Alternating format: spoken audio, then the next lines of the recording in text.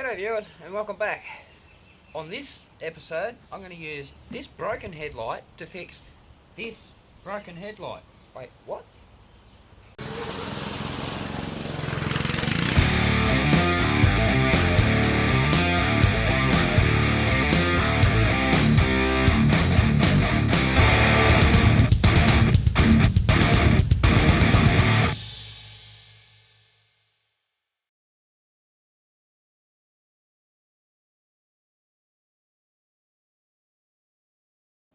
Well, as you can see, I have the lens off the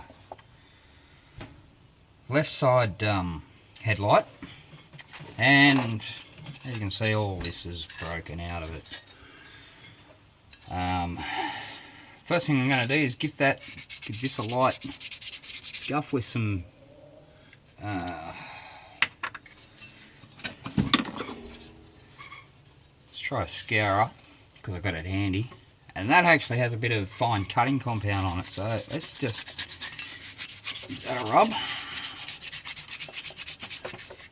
Top section's okay, it's just a bit sort of dull down the bottom there, and it's a reflector, so kind of needs to be shining.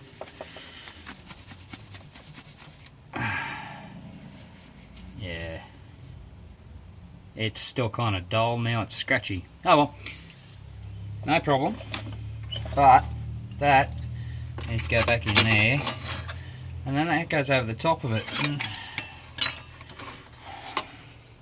problem with that is there's meant to be two little pins here. As you can see, they're broken, so looks like I'm going to have to break out the epoxy.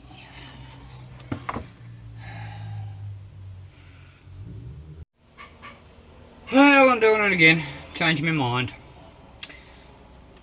Mainly because I don't want this rubbery seal stuff to dry out, because I don't know how long that's going to take to dry out exposed to the air. So this is not a big deal. It's probably going to be replaced at some point in the future, so super glue it is.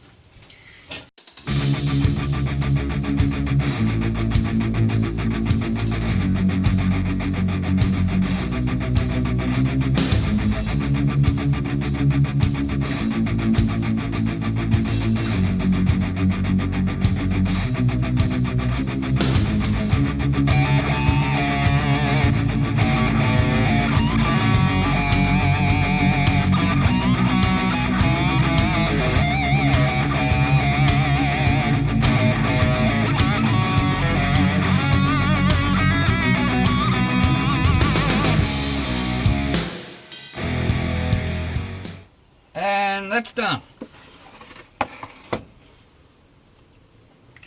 Okay, unfortunately I've got a bit of rubble here on this part of the seal, so I hope that seals up. If not, oh well, we'll worry about it later.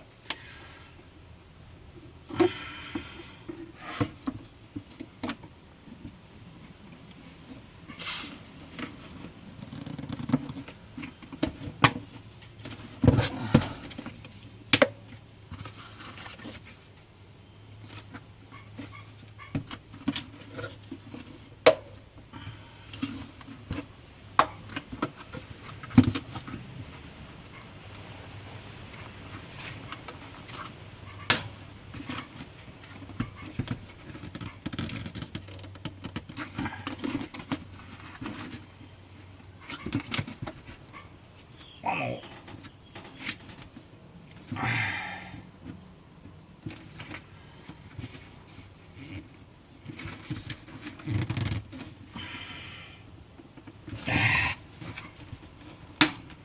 There it goes. Well, it's halfway finished. Still got to fix that.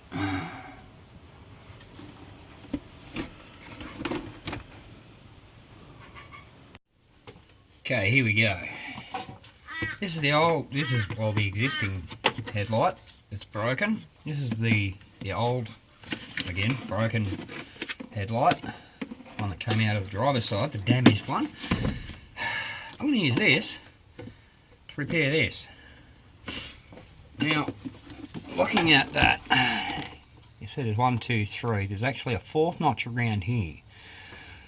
So what I'm going to do is I'm going to cut out an area of this one. Obviously I can't cut out the same area because it's the opposite. So I'm just going to cut from about here all the way around to about, well, probably around here, and then I'll just line up where I need it and trim it down as I need. And to do that,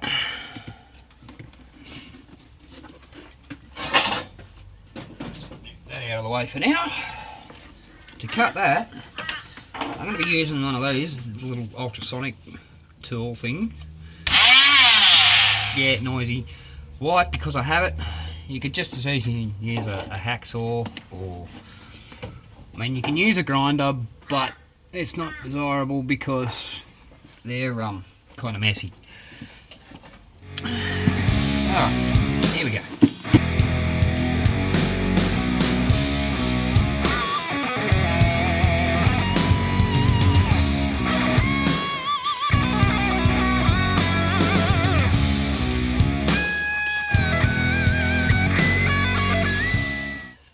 Back to the needed light. Now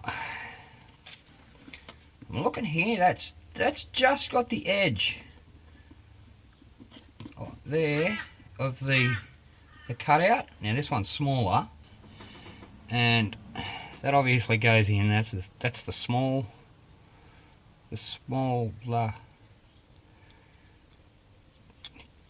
lug. There we go. So that goes in there like that. Like, oh, there's a big glob there, right? Take that off. That goes in there like that. Now, what I need to figure out is,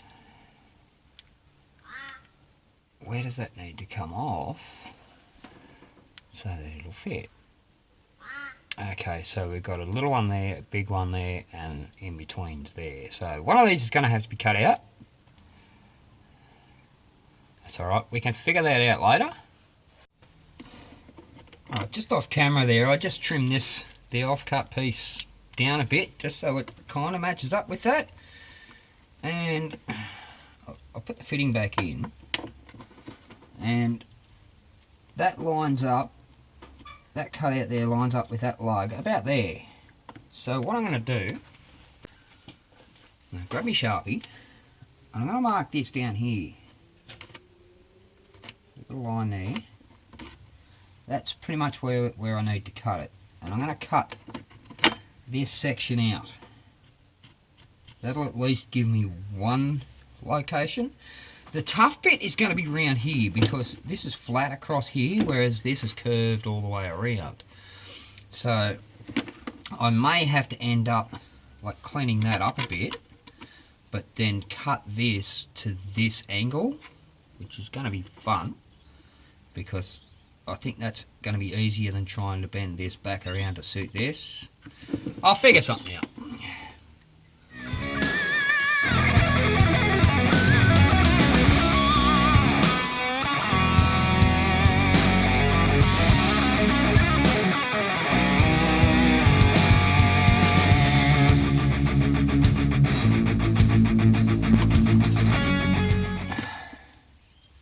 Okay, that bit cut out, so that can now sit in there.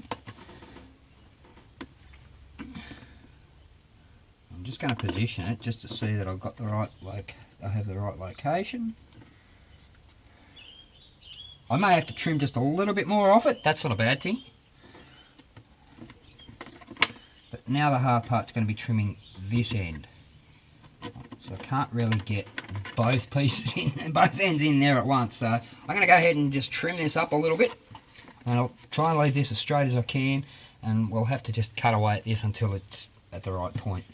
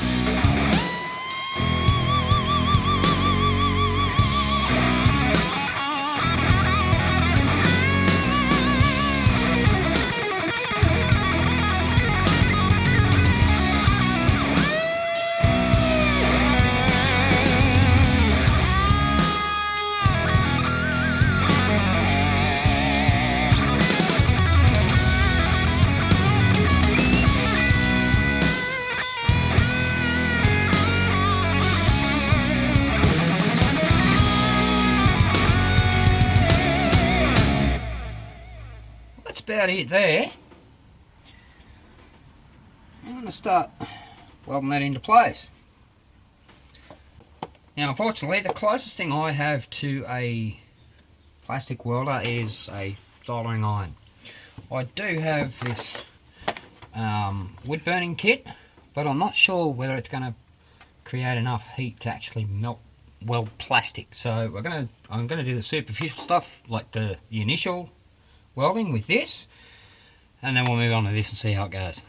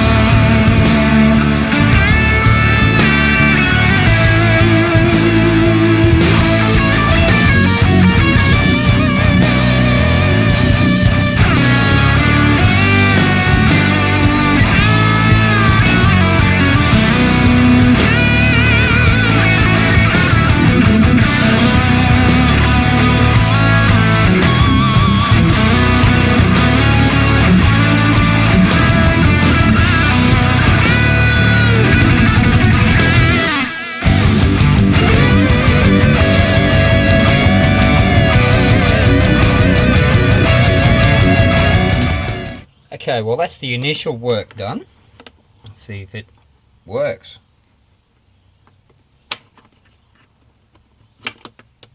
Cool. That'll do it. Now, as with normal welding, three most important rules are penetration, penetration, and penetration. Did we get penetration? Some.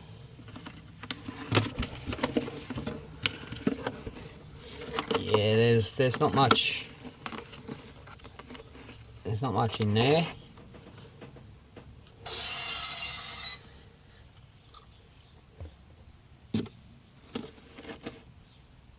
There's not much in there. So I may have to hit that a bit harder. And that side's kind of the same. But it's in place. It's stuck there. It's not going to move, and I'm not finished yet. Well, I found out that this little wood burning tool does work on the plastic, which is a good thing. I'll show you why in a minute. But I've gone around with it and just cleaned up all joins and flattened it out a bit. And that one there. And I've also gone inside. Yeah, can we get it? A bit more penetration there now, which is a good thing. And the same around there. I've got it right into there. Now, that's not all. Now I'm going to use a bit of this fly screen mesh. Now this is not the rubbish fiberglass stuff. This is the aluminium stuff. Alright, a bit harder to cut, a bit harder to break. Now what I'm going to do, I need about, say, that much. So I'm going to cut that off there.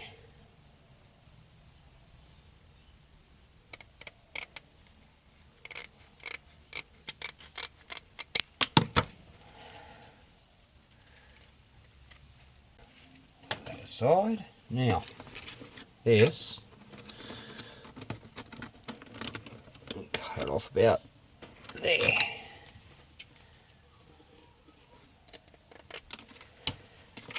And that is going to be the base for our strengthening medium.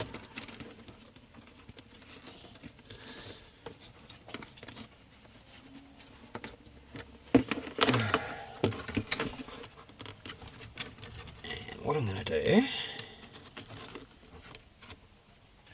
I'm going to grab this, not burn myself with it, and we're going to, dang it, it's going to keep popping out. Yep. Okay. Try starting up here. And we're basically going to melt this in so it becomes part of the plastic. Doesn't seem to be working right now, as it keeps coming out. So, a little area at a time, I think.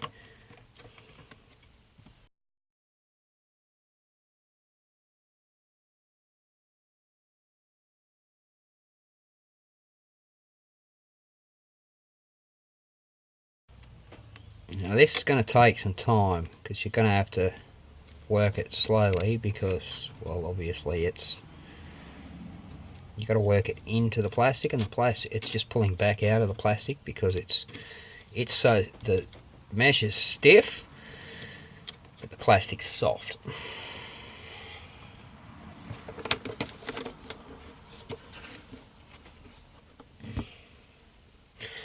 And what I'm doing, that's an off-cut piece that I cut off away from the new piece, or the old light, one of the two.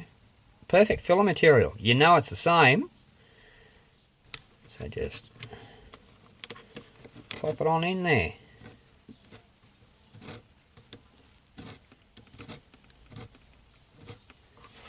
There we go.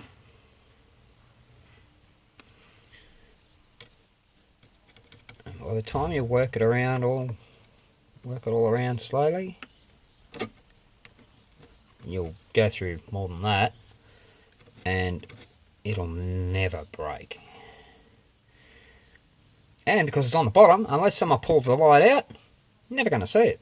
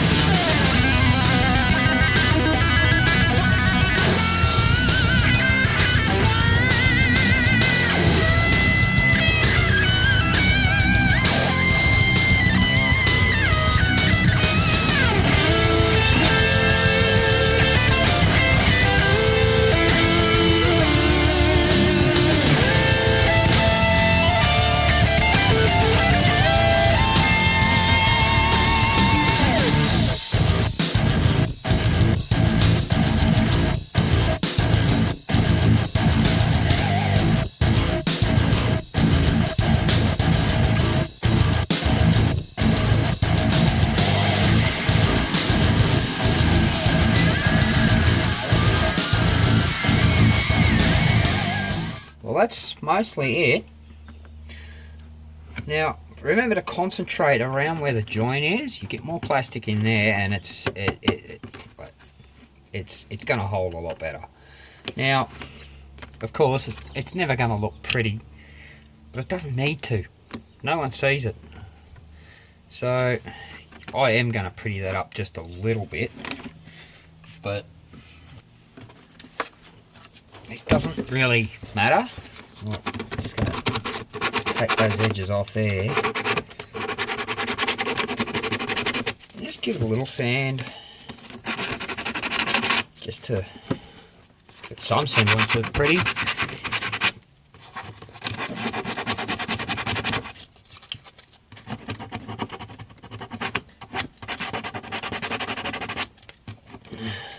You know what? I'm not going to worry about that, because like I said, it's never seen. As long as that goes in there, locks in, it's not falling out, I'm good with that. And there it is, back in place. Everything connected, everything looking good. Can we get down there? No, not really. Okay, big question. Does it all work? Let's find out.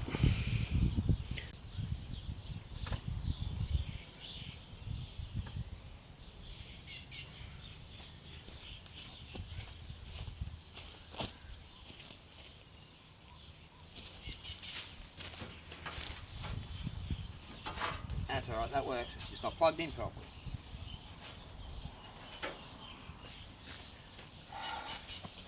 What about lights? Buggers? No. Headlight? Yes. High beam? Yes.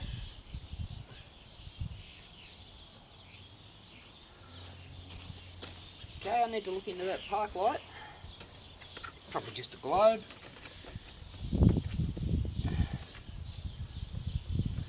Turn that indicator off.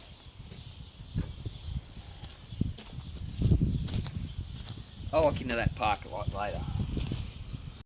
Well, that was a simple fix on the park light.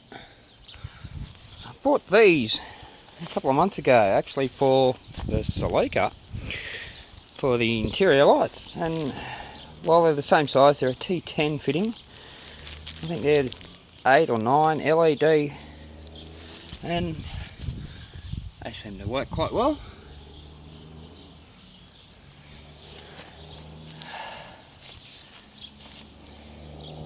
And it's a bit late in the day, but here's a quick tip of the week. When it comes to LEDs, LED stands for light emitting diode. Now, a diode is an electronic device component, which is a bit like a one-way valve. It'll only let power go one way. It won't let it return. Now, with normal light bulbs, it doesn't matter which way you plug it in. You can plug it in both ways. Case in point, here's a standard bulb out of these lights. Now, if I plug it in, I know you can't see, but I'm pretty limited on space here. If I plug it in that way, there we go. You can see it lights up. Now if I take it out, turn it around 180 degrees and plug it back in, it still works. But with an LED, you plug it in one way, hey, it works. But if you take it out, turn it around 180 degrees and plug it back in, it doesn't work because of that diode feature. It's not letting the power run through the opposite way. So whenever you're dealing with LEDs, if you reverse the polarity, it doesn't work. Remember that, because I'll be honest, when I first got these bulbs, I plugged one in and I'm like, wait, it doesn't work. Why not? I took it out and turned around and gone, oh, that's right, diode. And that's a wrap on another video. If you enjoyed what you watched, make sure you hit that like button. please consider subscribing. That helps me out a huge amount, as you probably realise. Leave a comment down below. I will answer all comments. And thanks for watching. I'll see you on the next one.